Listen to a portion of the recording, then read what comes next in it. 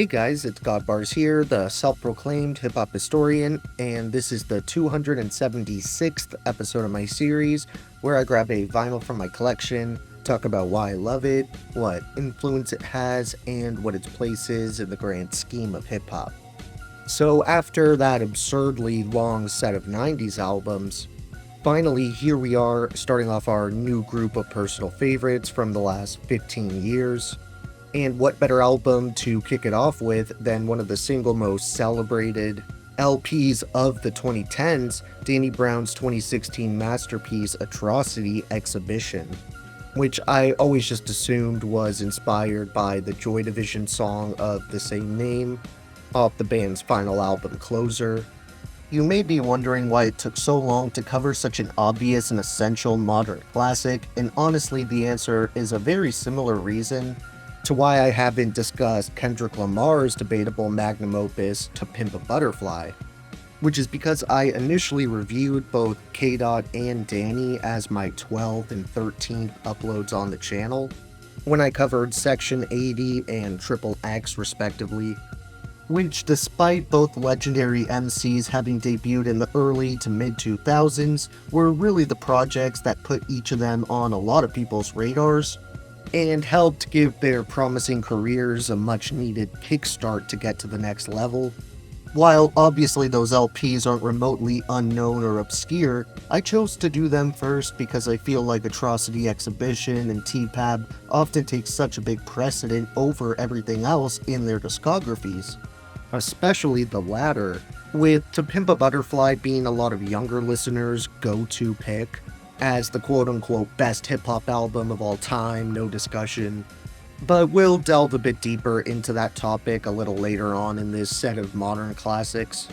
Personally, I may just barely prefer Triple X to Danny Brown's 2016 epic here, but that's largely due to personal and nostalgic reasons,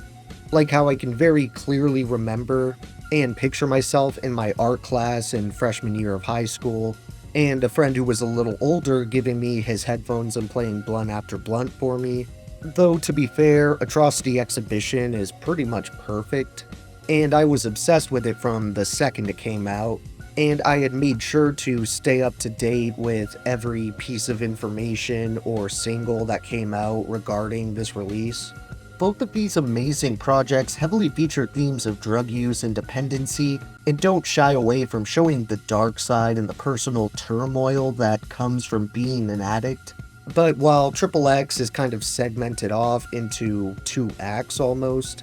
with the common interpretation being that the first half is lighter and constantly utilizes Danny's iconic, one-of-a-kind high-pitched voice because it symbolizes the fun, intoxicating aspect of narcotics. But then in the second half, he switches to his calmer, more subdued and serious delivery, which represents the high wearing off and the depression of becoming sober, as well as some other dark aspects of addiction like stealing and doing nefarious activities to fund your habit, or even overdosing and dying. AE features pretty much all of those aspects and more. The only difference is this thing really doesn't have a moment on it that resembles light, happy, or positive that I can think of, and while that may sound like a detriment on the surface, it's this album's darkness that makes it so captivating and powerful, as it basically plays as a portrait of someone who seems to be addicted to every drug known to man, on top of mindless sex and depravity, who is totally conscious and aware that his hedonistic lifestyle is most likely going to result in his demise, not unlike the work from fellow experimental hip-hop act Death Grips. What makes this LP so stellar is how it takes its time to truly paint a vivid story that maintains a relatively bleak tone throughout its runtime, yet still covers a bunch of ground sonically and thematically. Take the very first track, Downward Spiral, which lyrically describes a horrible all-time low hangover, where Danny details the regrettable decisions he had made the night before, and the title is basically a metaphor about the negative cycle of needing more and more of a certain substance just to give you that rush or even make you feel okay. Then you get so used to that to the point you need to go on to a harder and more dangerous substance just to feel something, and then the process repeats until you reach that point of no return.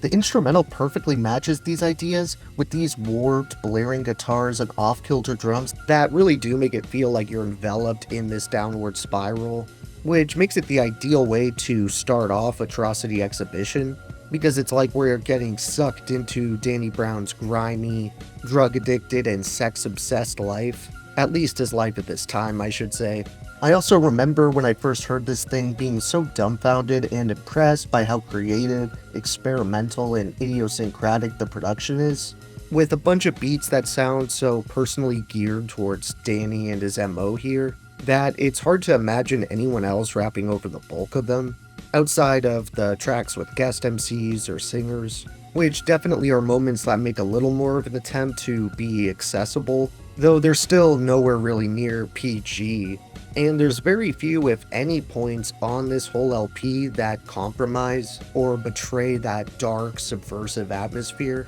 Speaking of guest appearances, I'm going to rattle those off now, which come in the form of Kalela, Petite Noir, and Be Real of Cypress Hill. And I brought these up a bit earlier than usual so I can discuss the other half of the feature list, as the remaining acts all appear together on the same song, to create one of the most iconic and unforgettable posse cuts in modern hip-hop. For me, it's up there with the likes of A$AP Rocky's One Train or Freddie Gibb and Madlib's Pinata. Of course, I'm talking about the track Really Doe, which enlisted an absolutely all-star lineup of Ab-Soul, Kendrick Lamar, and Earl Sweatshirt, who all trade verses over this ominous Black Milk instrumental. I was getting pretty tempted to share the closing section from this track, since Earl ended this thing out with what was almost definitely the best verse of all four Titans to me. I also want to at least mention the clever and pretty off-the-wall concept Danny Brown introduces on the song Dance in the Water,